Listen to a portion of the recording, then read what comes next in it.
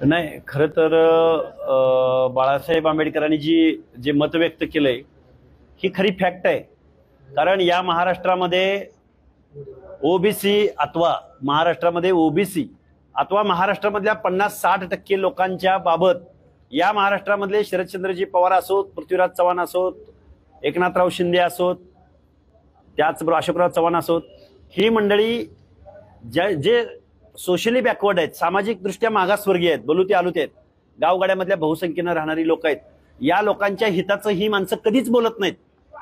त्यामुळं या तिन्ही चारही राजकीय पक्षांनी आपली ओबीसी बाबतची भूमिका जाहीर करावी. शरद पवारांनी ओबीसी बाबतची भूमिका जाहीर करावी, एकनाथ शिंदेनी ओबीसीची भूमिका जाहीर करावी, किंवा पृथ्वीराज बाबांनी ओबीसी बाबतची भूमिका जाहीर करावी. कारण हे ओबीसी बद्दल एक ब्र शब्द बोलत नाहीत. आणि मग असं असेल तर बाळासाहेब आंबेडकर रत्नागिरीमध्ये जे बोलले ते खरंच आहे. आणि त्यामुळे ओबीसी निश्चित या महाराष्ट्रामध्ये ओबीसी आपल्या हितासाठी येऊ घातलेल्या निवडणुकीमध्ये मतदान करणार आहे. त्यामुळे शरदचंद्रजी पवारांच्या बारामतीमध्येच जर ओबीसी एकवटला तर बाळासाहेब आंबेडकर म्हणतात ते शब्द तंतोतंत खरे ठरणार आहेत. याच्यापेक्षा या महाराष्ट्रामध्ये या सर्व आजी माजी मुख्यमंत्र्यांनी ओबीसीचं आरक्षण संपवण्याचा घाट घातलेला आहे.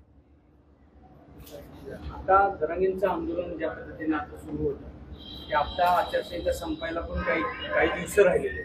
अशा वेळी वर्षभर जो चालणारा आंदोलन त्याच्याकडे तुम्ही कसं बघता, आता काय होणार? बघा, जरांगेंचं आंदोलन गरजवंतांचा लढा, शोषितांचा लढा, आरक्षणाचा लढा म्हणून सुरू झाला आणि तो राजकारणावर येऊन थांबला. आणि हे काय जरांगे स्वतःच्या डोक्यातून खूप मोठे चळवळीचे नेते आहेत, त्यांना खूप आरक्षणाचा अभ्यास आहे, त्यांचं खूप शिक्षण झालंय, त्यांचं एखाद्या क्षेत्रात खूप ज्ञान आहे, असं नव्हतं. हे शरदचंद्रजी पवारांनी संपलेलं आंदोलन, आउटडेटेड एका दिवसाचं काही तासाचं आंदोलन, संपलेलं आंदोलन या जरांगेनं आणून बसवलं. ज्या पद्धतीनं गणेश उत्सवामध्ये 8, 9, 10, 11 दिवसासाठी गणपती बसवला जातो आणि एक माहोल तयार केला जातो, त्या पद्धतीनं या जरांगेनं आणून बसवलं आणि आपली राजकीय पोळी भाजून घेण्याचं काम शरदचंद्रजी पवारांनी केलं. पोळी निश्चित भाजली, लोकसभेला भाजली ना, तुम्ही बघतायत ना. आणि लोकसभेला पोळी भाजल्यामुळं हे आजी माजी मुख्यमंत्री ओबीसीवर बोलायलाच तयार नाहीत, हे निवडणुकीच्या पलीकडे जायलाच तयार नाहीत.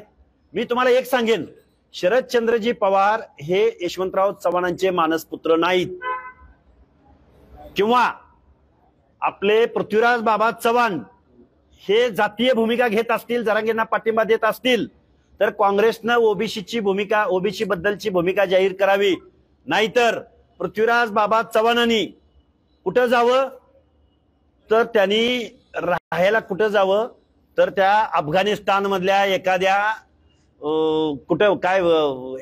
अफगाणिस्तानमध्ये राहायला जावं. कारण का म्हणतोय, तिथं जातीय भूमिका घ्यायला वाव आहे पृथ्वीराज बाबा तुमच्या कामाला. कारण हा महाराष्ट्र 18 पगड जातींचा आहे, हा महाराष्ट्र शिवरायांच्या रयतेचा आहे, हा महाराष्ट्र शाहू राजाच्या रयतेचा आहे.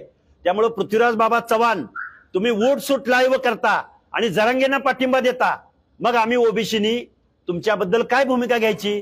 पृथ्वीराज बाबांनी खरं तर अफगाणिस्तानला राहायला जावावं, नाहीतर राहुल गांधींनी त्यांना काश्मीरमध्ये एखाद्या खेड्यामध्ये त्यांची राहायची व्यवस्था करावी, मग त्यांची जातीय भूमिका त्यांना तिथं घेता येईल.